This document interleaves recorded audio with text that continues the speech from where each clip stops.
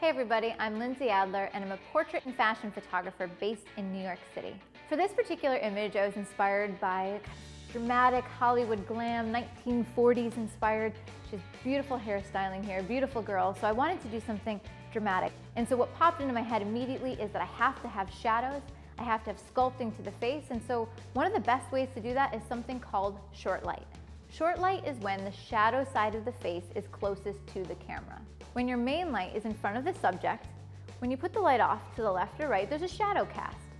However, if you turn the subject and have the light almost from behind, the shadow is cast toward the camera, and that is called short light. And the reason it's so dramatic is because it's going to show the most darkness, shadow, depth, and sculpting for this particular type of photograph. I'm going to build this lighting setup with two speedlights. The first speedlight here is the FlashBender 2 XL Pro. I wanted to have a little bit of a larger light source so that it would still be soft on her face. Just because you want an image with shadows doesn't mean it has to be a harsh light.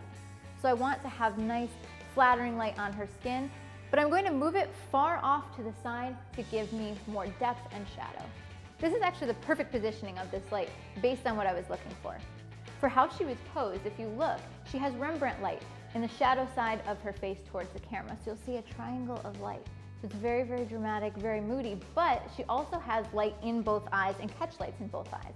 So it's very flattering for a portrait as well. There's one downside to this setup though. She has all this beautiful, luscious hair and it falls to complete shadow. I'm going to lose that interest of the photo. So this is where a second speedlight would come into play.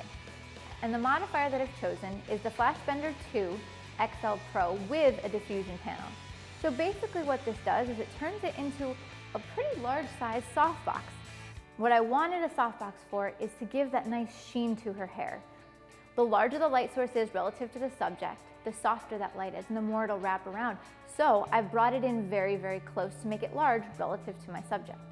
The diffusion panel is going to make it very, very soft, but the last part of getting this right is just what angle do I want this additional speedlight to be at. So this is where I'm going to need to feather the light. And feathering means I'm going to angle it away from my subject. So in fact, only an edge of this light, this fill light here, is hitting the subject's hair. With two carefully placed speedlights, I can really emulate 1940s Hollywood glam.